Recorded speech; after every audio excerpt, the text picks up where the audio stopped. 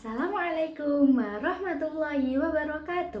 Perkenalkan, nama saya Rizky Aprianti dengan NIM 2440250187.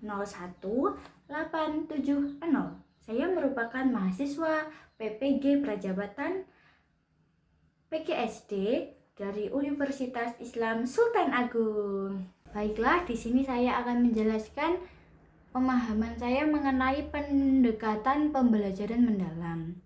Pembelajaran mendalam memiliki konsep dasar, yaitu pendekatan yang menekankan pemahaman makna secara utuh dan menghubungkan pengetahuan dengan pengalaman yang nyata, dengan menciptakan suasana belajar yang berkesadaran, bermakna, dan juga menyenangkan. Pembelajaran mendalam juga memiliki dimensi profil lulusan. Yang pertama, keimanan dan ketakwaan kepada Tuhan Yang Maha Esa. Kedua, kewarganegaraan. Ketiga, penalaran kritis. Keempat, kreativitas. Kelima, kolaborasi. Keenam, kemandirian. Ketujuh, kesehatan. Dan kedelapan, komunikasi. Selanjutnya, prinsip pembelajaran mendalam. Yang pertama ada berkesadaran, bermakna, dan juga menggembirakan. Pembelajaran berkesadaran ini menekankan pentingnya kehadiran guru dan juga murid dalam proses belajar, sehingga mereka mampu menyadari apa yang sedang dipelajari, mengapa hal itu penting, dan bagaimana penerapannya di kehidupan sehari-hari. Yang kedua, prinsip bermakna. Pembelajaran bermakna memastikan bahwa materi tidak berhenti pada hafalan saja, melainkan nantinya dikaitkan dengan konteks nyata sehingga pengetahuan yang diperoleh relevan dan juga bermanfaat.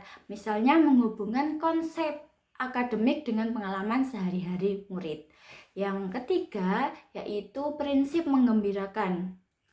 Pembelajaran menggembirakan menghadirkan suasana belajar yang positif, menyenangkan, dan menumbuhkan rasa aman, sehingga nantinya murid akan termotivasi, berani mencoba, bahkan ketika berhadapan dengan tantangan. Ketiga prinsip ini menjadikan proses belajar bukan sekedar rutinitas, tetapi pengalaman hidup dan membentuk pengetahuan, karakter, dan kebahagiaan bagi murid itu sendiri. Selanjutnya, pengalaman belajar. Dari pengalaman belajar, kita harus memahami dalam pendekatan pembelajaran mendalam. Fase memahami adalah langkah awal pembelajaran yang membantu peserta didik memahami tujuan belajar sekaligus menyadari manfaat dari materi yang akan dipelajari. Yang kedua, mengaplikasi. Mengaplikasi merupakan tahap pembelajaran yang memberi kesempatan pada murid untuk memanfaatkan pengetahuan yang telah mereka pahami ke dalam konteks nyata di sekolah maupun di kehidupan sehari-hari. Guru pada tahap ini tidak hanya berfokus dalam pemahaman konsep, tetapi juga mendorong murid menggunakannya untuk memecahkan masalah, membuat keputusan, atau menyelesaikan tantangan.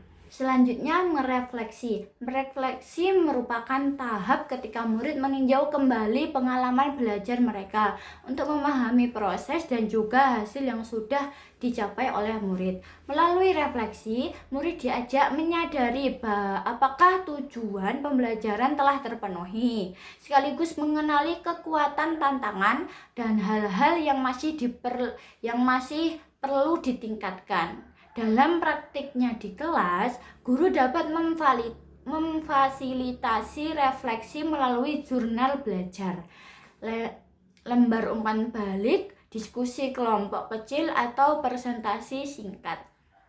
Selanjutnya, kerangka pembelajaran.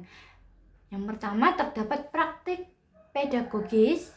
Praktik ini adalah berbagai strategi pembelajaran yang dipilih guru untuk membantu murid mencapai tujuan belajar sekaligus membentuk dimensi profil lulusan yang diharapkan. Yang kedua, kemitraan pembelajaran. Jalinan kerjasama yang dinamis antara guru, murid, dan juga orang tua, masyarakat, dan mitra profesional. Kemitraan pembelajaran dalam konteks pendidikan yang sangat transformatif menempatkan guru, murid, dan orang tua serta komunitas sebagai desainer bersama yang memiliki kedudukan secara setara dalam merancang, melaksanakan dan merefleksikan proses pembelajaran. Selanjutnya, lingkungan pembelajaran. Lingkungan pembelajaran dalam pendekatan pembelajaran mendalam mencakup keterpaduan antara ruang fisik, ruang virtual, budaya belajar yang mendukung proses belajar murid. Ruang fisik seperti kelas atau taman sekolah dapat diatur fleksibel agar mendorong kerja kelompok, diskusi reflektif maupun kegiatan eksplorasi. Yang terakhir, pemanfaatan teknologi digital. Pemanfaatan teknologi digital ini menjadi katalisator penting dalam menciptakan pembelajaran yang interaktif, kolaboratif, dan dekat dengan kehidupan nyata murid. Berbagai sumber belajar tersedia secara digital, memberikan peluang bagi murid untuk membangun pengetahuan yang lebih bermakna. Teknologi tidak lagi sekedar alat presentasi atau penyedia informasi, tapi juga menjadi sarana kolaborasi dan eksplorasi. Adapun karakteristik dari pendekatan pembelajaran mendalam yaitu yang pertama fokus pada pemahaman konsep, yang kedua diskusi dan kolaborasi, yang ketiga berpikir kritis, yang keempat menghubungkan materi dengan kehidupan nyata. Sekian dari saya. Wassalamualaikum warahmatullahi wabarakatuh.